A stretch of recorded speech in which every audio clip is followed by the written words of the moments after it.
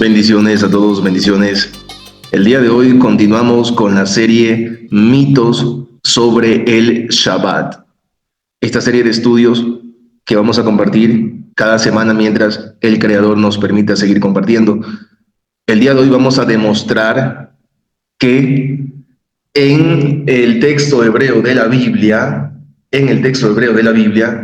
la palabra olam, el sustantivo hebreo olam, no traduce eterno, no traduce por la eternidad, no tiene un concepto referente a lo eterno o a la eternidad. Esta palabra hebrea olam es esta palabra muy conocida en círculos religiosos o denominaciones, esta palabra olam, que se la escucha con frecuencia en las frases o en los sintagmas nominales Olam Haba, Olam Hazé, que sería el Olam Hazé, sería este Olam, la era, el siglo, el momento, el presente que estás viviendo, y el Olam Haba, vamos a demostrar que esta palabra Olam Haba se refiere a los días del Mesías. Para gran parte del pueblo judío, el Olam Haba se refería a los días del Mesías, y eso está registrado también en la tradición oral judía. Todo eso vamos a demostrar. Comenzamos aquí primero analizando el texto hebreo de Éxodo, capítulo 31, verso 16. Vamos a demostrar aquí primero que la palabra olam no significa eterno, no significa eternidad, no tiene esos conceptos, sino que en realidad la palabra hebrea olam apunta a un tiempo escondido, a un tiempo límite, a algo que está en secreto, escondido. El texto hebreo de Éxodo 31, verso 16 dice: Veshomru bnei Israel et hashabat, la'asot et hashabat ledorotam, berit olam. Berit olam. Este es el verso donde popularmente se le ha utilizado para decir que el Shabbat, además de ser una señal, es también un pacto, y aparece la palabra olam. Olam, aparece aquí la palabra olam. Vamos a enmarcarlo un poquito para que lo tengan presente. Aquí aparece la palabra olam, berit olam.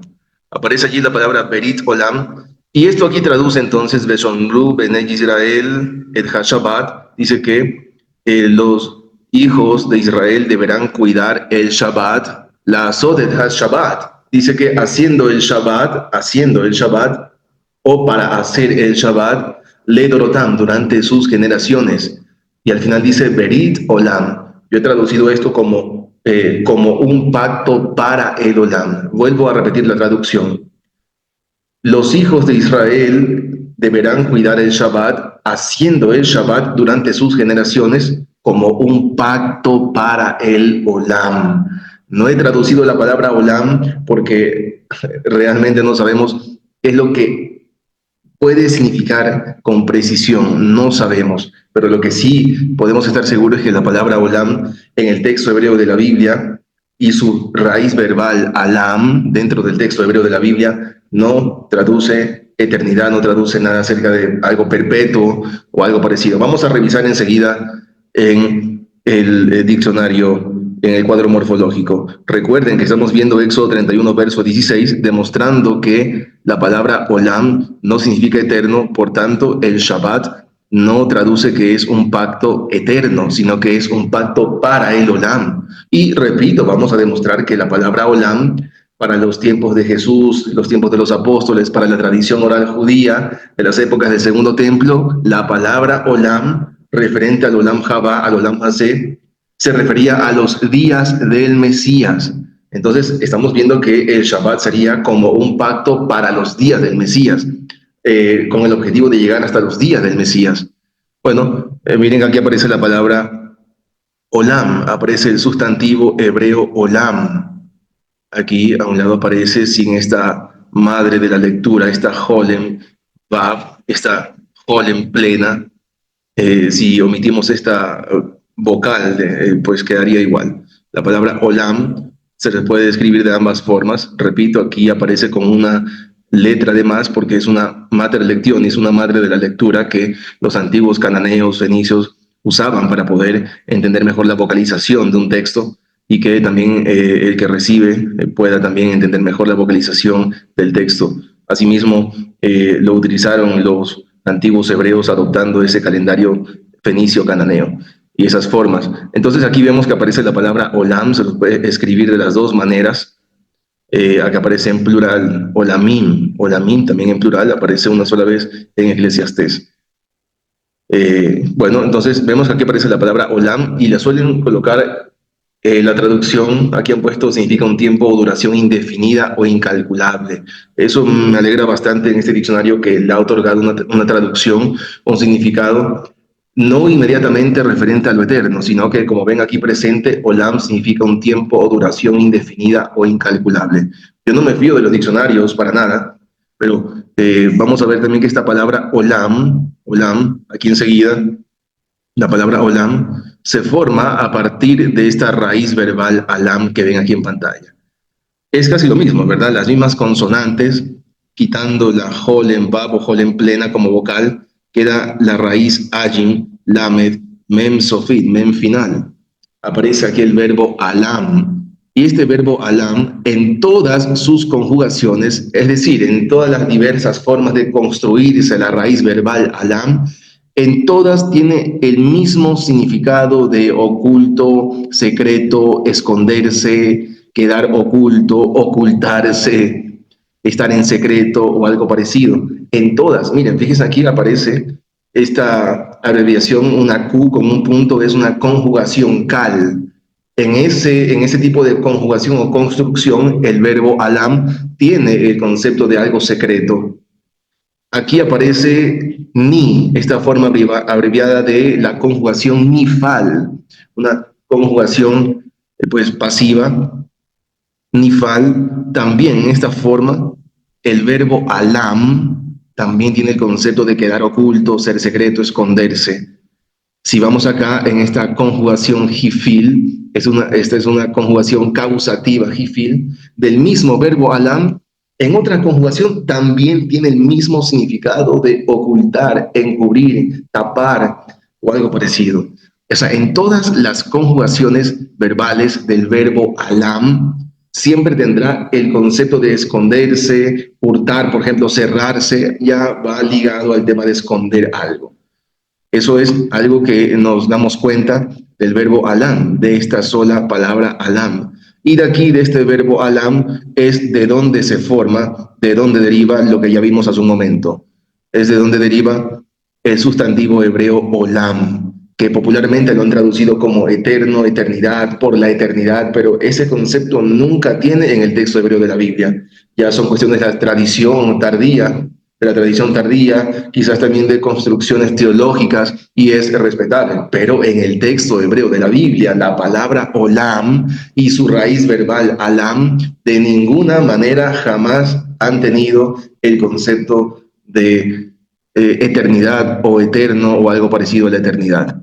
Ya hemos demostrado que la palabra olam y su raíz verbal alam tienen el concepto de esconder algo, esconderse, estar en secreto, ocultarse. Por tanto, podemos por ahora decir que la palabra olam sí se trata de un tiempo indefinido, un tiempo escondido, un tiempo secreto. No sabemos, ¿verdad? Pero vemos a leguas, sin problema alguno, que la palabra olam no tiene el concepto de eternidad. Eso es lo que podría mostrar por ahora acerca de la palabra olam, pero seguimos con el estudio y quiero que ustedes vean aquí en pantalla la palabra olam. Esta palabra olam es de una raíz, de una forma nominal conocida como kotal. Kotal. Para las personas o hermanos que pueden leer el texto hebreo se facilita bastante, pero aquí dice kotal. Esta forma kotal, si ustedes escuchan, tiene la misma vocalización o-a de olam. Kotal, o-a. Olam, o-a. Y aquí lo ven abajo, ¿verdad? Este tipo de categoría nominal de la palabra olam dice que es muy rara, es una forma primitiva, kotal, es muy rara. Esta palabra es rara, no sabemos lo que literalmente pueda significar, no sabemos lo que pueda entenderse con la palabra olam. Es decir, hay otras palabras, por ejemplo, hay otras palabras como la palabra Moabí, Ibrí, Kenaní, que son los nombres de los gentilicios de las naciones, tanto hebrea, cananea, moabita. Esos tienen formas de vocalización que se los puede meter en una categoría nominal y decir que estas palabras, por las formas en que se construyen, pertenecen a la categoría de gentilicios, de razas, de etnias. Asimismo, hay otras palabras que según su construcción vocálica, sus prefijos, sus sufijos, etcétera, van a estar en otra categoría. Por ejemplo, la palabra teruá, que lo he dicho muchas veces, la palabra teruá, que tiene el concepto, la forma teruá está dentro de categorías de palabras abstractas que hablan acerca de sentimientos, emociones, pensamientos, cosas parecidas así. Entonces, eso es lo que por ahora podemos mostrar acerca de la palabra olam. Esta palabra olam, que es una forma nominal rara, extraña. La palabra olam en las épocas del Mesías, de los apóstoles, es decir, en las épocas del Segundo Templo, en las épocas de Herodes, en las épocas de los famosos fariseos, de los famosos saduceos, en ese tiempo, en esas épocas, la palabra olam significa o se entendía como los días del Mesías. Y eso lo vemos aquí registrado en el Talmud de Babilonia, en el Tratado Berajot 39b, en los párrafos 19 y párrafo 20.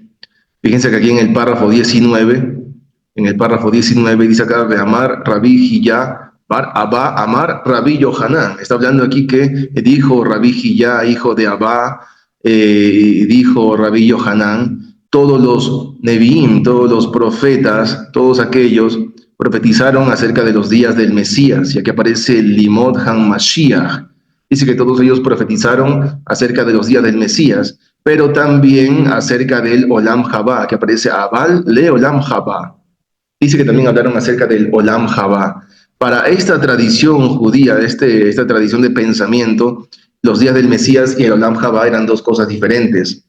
Sin embargo, aquí vemos que la Gemara, es decir, el Talmud, está en desacuerdo con eso que ha dicho Rabí Yohanan, Rabí Hiyá, Barabá. Están en desacuerdo. Ellos, según la tradición que menciona aquí Rabí Shmuel, dice que la única diferencia entre este Olam, entre el Olam Hazé, entre la era de ese momento, el presente de ese momento, y los días del Mesías, es simplemente la subyugación de los reinos.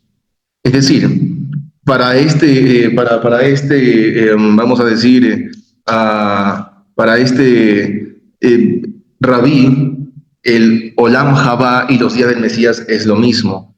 Fíjense que para acá, el Olam Jabá en el párrafo 19, para Rabí Yohanan, el Olam Jabá y los días del Mesías son dos cosas diferentes. Pero para Rabí Shmuel, el Olam Jabá y los días del Mesías es exactamente lo mismo, no hay diferencia.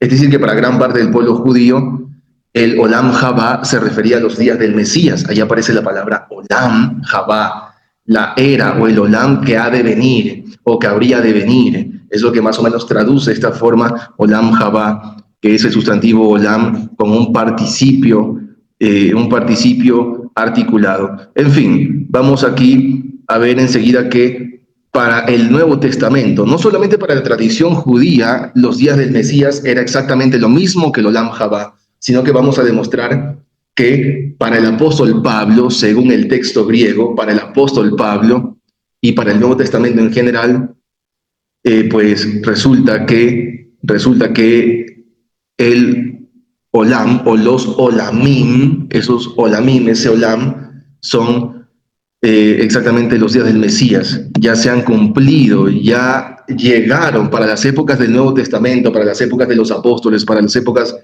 de los primeros seguidores del Mesías, de Jesús, de Yehoshua. Pues para ellos el cumplimiento de los Olamim, eso que ustedes siempre han escuchado como Jucat Olam o Berit Olam o algo parecido al Olam, que muchas veces lo traducen como un pacto eterno, puede ser también a veces como algo eterno. Todo eso que ustedes han leído en las traducciones como algo eterno, en realidad se refiere para el Olam o hasta el Olam. Miren que estamos ahora demostrando, repito, que la palabra olam, la palabra hebrea olam, se refiere a los días del Mesías y no traduce eterno, no traduce perpetuo para nada. Aquí vemos que para el Nuevo Testamento, en Primera de Corintios, capítulo 10, verso 11, para el Nuevo Testamento, dice el apóstol Pablo que a ellos, o a nosotros, dice acá, nos ha llegado, y aquí han traducido, miren en las traducciones cómo han colocado. En las traducciones han puesto a quienes dice que todas estas cosas acontecieron como ejemplo y están escritas para amonestarnos a nosotros, a quienes han alcanzado los fines de los siglos. Aquí han traducido los fines de los siglos. Miren que el texto griego no dice fines de los siglos, pero atención a esto, el apóstol Pablo dice que a ellos, a esa generación, a esa época, ya les ha alcanzado el fin de los siglos. Qué locura, ¿no? Pero el texto griego revela algo un poco más fuerte que simplemente ver que ya a ellos les llegó el fin de los siglos. O sea, para ellos se cumplieron todas esas cosas. Qué locura, ¿no? Pero el texto griego revela algo un poquito más importante, más fuerte. Y es que aquí aparece ta teleton aionon. Dice que a ellos les llegó el cumplimiento de los olamim. Aquí donde dice en el interlineal edades, o en las traducciones donde traducen siglos, siglos, allí en realidad aparece la palabra aionon, del singular aion, como pueden verlo aquí en pantalla, aion. Esa palabra aion es el sustantivo griego que reemplazó en el Antiguo Testamento hebreo a la palabra olam o al plural olamim. Esta palabra aion, que el apóstol Pablo ha utilizado aquí en 1 Corintios capítulo 10, verso 11, donde el apóstol Pablo está diciendo que a nosotros ya nos ha llegado, a esa generación ya les llegó el cumplimiento de los olamim. El apóstol Pablo está literalmente diciendo que a ellos ya les llegó la completación, la plenitud, el tesoro de los olamim, de los aionon. Todo eso que ustedes veían y leían por la eternidad, pacto perpetuo, estatuto perpetuo, etc., en realidad estaba hablando de un jucat olam, berit olam, es decir, pactos para el olam, pacto o un estatuto para el olam, un jucat, una promesa para el olam. No estaba hablando de que eso era eterno o sería por la eternidad. Estaba hablando de los días del Mesías, según lo que la misma tradición judía afirma en el Tratado Berajot 34b, párrafo 20. También el Nuevo Testamento, también. Para el Nuevo Testamento, también. Para el apóstol Pablo, también. La palabra olam o plural olamim se refiere a los días del Mesías, a esas épocas donde dice el apóstol Pablo que a ellos ya les llegó, ya les sucedió, ya les ha llegado el cumplimiento de los olamim, de las eras. Aquí recuerden que el apóstol Pablo en el texto griego utiliza la palabra aion, aion, y yo les voy a compartir pantalla enseguida en una parte del texto griego, del Antiguo Testamento en Éxodo 31, verso 16. Fíjense aquí, mis hermanos, que voy a hacerlo más amplio, un poco más amplio. Bueno, creo que me pasé. Aquí está, muy bien, en el verso 16, donde en Éxodo 31, verso 16, yo he leído un pacto para el olam, berit olam, pacto para el olam, berit olam. El texto griego del Antiguo Testamento, en Éxodo 31, verso 16, ahí mismo ha traducido la frase berit olam, pacto para el olam, lo ha reemplazado por diakeke, aionios. Aquí aparece la palabra aion, dice que ese es un pacto, un testamento para el aion. Y entonces, aquí en Éxodo 31, verso 16, aparece la palabra aion, la misma palabra aion que el apóstol Pablo, exactamente la misma que el apóstol Pablo está utilizando en 1 Corintios capítulo 10, verso 11. El apóstol Pablo sin duda alguna está diciendo que a ellos ya les ha llegado el cumplimiento de los olamim. Todo eso que, repito, siempre se leía estatuto perpetuo, pacto perpetuo, estaba mal traducido. En realidad se refería a que era un estatuto para el olam, para los días del Mesías, un pacto para el olam, para los días del Mesías, según lo que la tradición judía y el Nuevo Testamento nos permiten analizar, confirmar. No es nada difícil, para nada difícil. Miren, a muchos se les puede hacer un poco extraño que yo haya traducido aquí, voy a hacerlo más amplio, aquí donde dice Berit Olam, vamos a hacerlo más amplio, aquí donde dice Berit Olam, voy a tratar de encerrarlo para que se fijen todo lo que aparece acá en adelante. Allí donde dice Berit Olam, para muchos puede ser un poco extraño porque yo he traducido Berit Olam como un complemento circunstancial de modo. Claro, porque dice Beshomru, Ben Israel, el Shabbat, etcétera, que los hijos de Israel deberán cuidar el Shabbat, haciendo el Shabbat durante sus generaciones. ¿Y cómo van a cuidar el Shabbat? Lo van a cuidar como un Berit Olam, como un pacto para el Olam. Entonces yo he traducido Berit Olam como un pacto para el Olam. Para muchos, para muchas personas, la palabra Olam simplemente puede ser un adjetivo que acompaña al sustantivo Berit, pero gramaticalmente podemos también afirmar, y vamos a demostrarlo en pantalla, que la palabra Berit, aquí la palabra Berit, posiblemente está en estado constructo.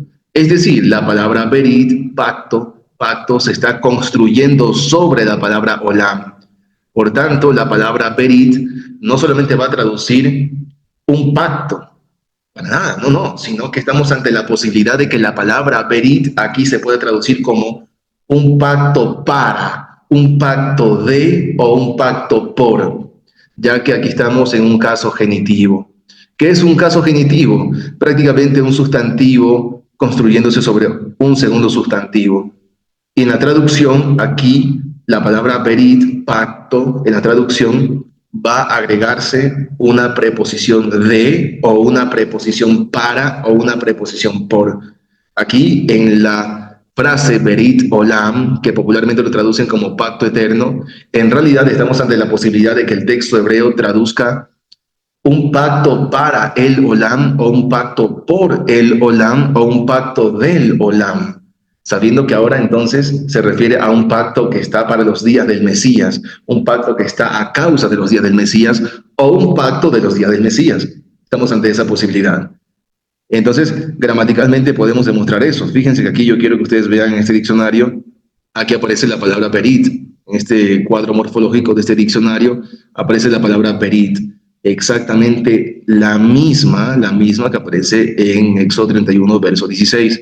Perit es la misma palabra que traduce en pacto. Berit. Aquí al lado, voy a tratar de ser lo más sencillo posible, aparece la abreviación de estado constructo igual absoluto. Esto quiere decir que esta palabra berit, berit, en su estado absoluto también puede entenderse como un estado constructo. Es decir, aquí se podría traducir, entonces, se podría traducir un pacto para, o un pacto por, o un pacto de. Notes acá. Eso es lo que podemos traducir en la palabra berit. Berit puede ser traducido simplemente como un pacto o puede ser traducido también como un pacto para, un pacto por, un pacto de, ya que, repito, aquí en este caso, en la frase Berit Olam del texto hebreo de Éxodo 31, verso 16, aquí hay al parecer un caso genitivo. Un caso genitivo. Esta palabra Berit se está construyendo sobre la segunda. Eso tenerlo presente. Por eso yo lo he traducido como un pacto para el Olam. Gramaticalmente se puede hacer eso y lo hemos demostrado en pantalla en los cuadros morfológicos.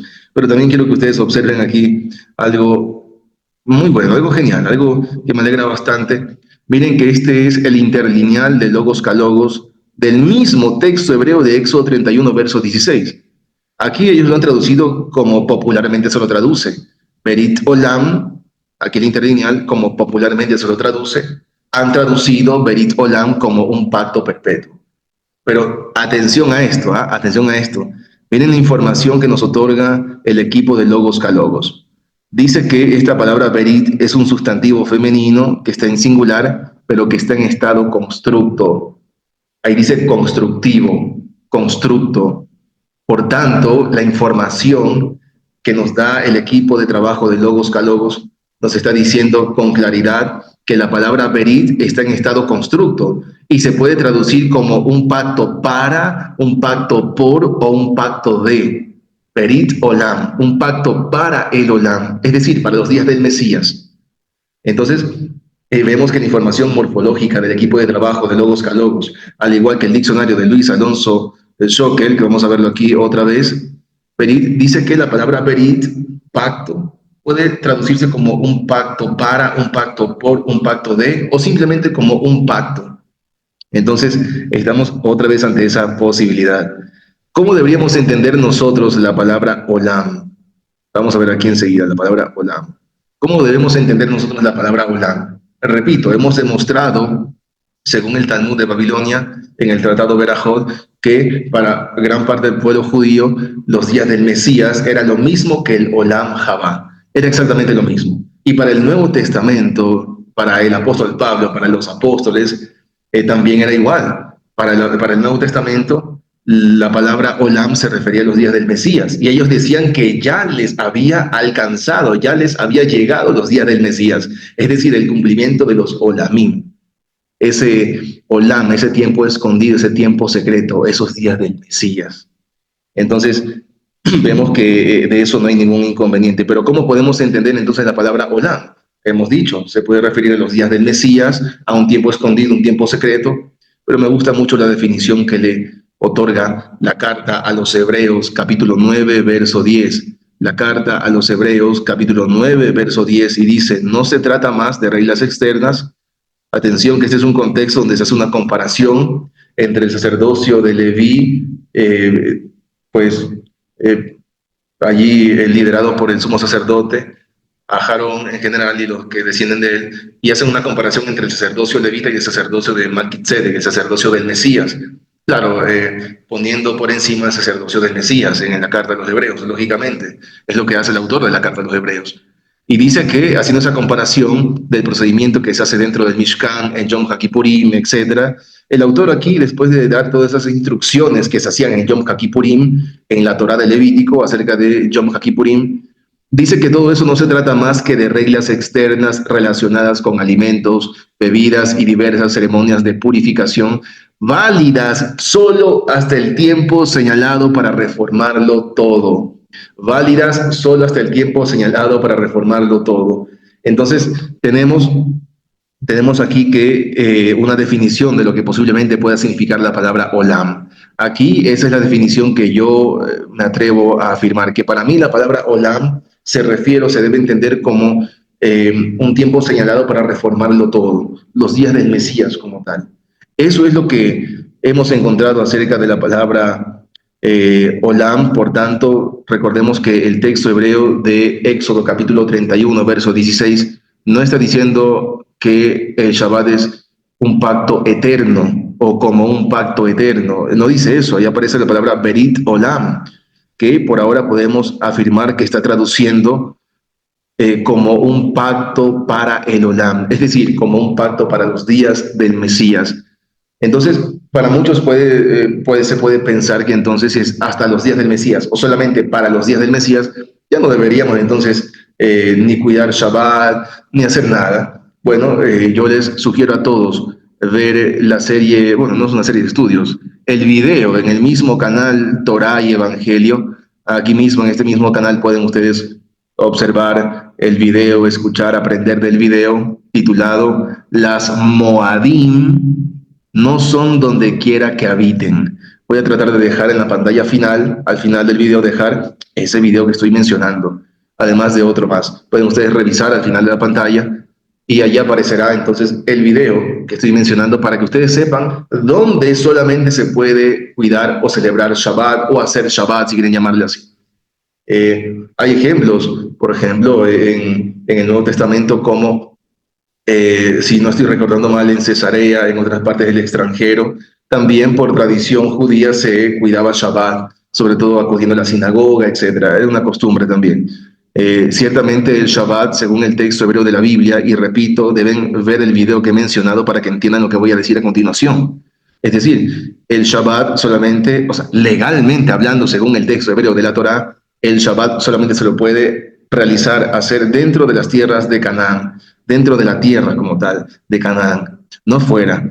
Pero por tradición, vemos en todo lo que es la tradición oral judía, en el Nuevo Testamento, por tradición ellos también lo hacían en otros lugares. Era muy normal que hagan tradiciones en referente a algún mandamiento que no era exactamente como el mandamiento lo decía, y por tradición lo hacían incluso fuera de las tierras. Entonces, eso debemos tenerlo presente, ¿sí? Para el apóstol Pablo, para el Nuevo Testamento, vemos que ellos también se reúnen a las afueras de un río, si no estoy recordando mal, creo que era Filipo, no recuerdo si era esta región, en las orillas de un río, para conversar en un día de Shabbat. Eso aparece en el texto griego. En algunas versiones aparece primer día de la semana, erróneamente, en algunas traducciones aparece así. Luego vemos también que ellos estaban donde aquel personaje se queda dormido con la predicación de Pablo y se cae al piso de abajo y casi murió, y luego ocurre el milagro. Ese día eso sucedió en un Shabbat. Ahí aparece en el texto griego Shabbat.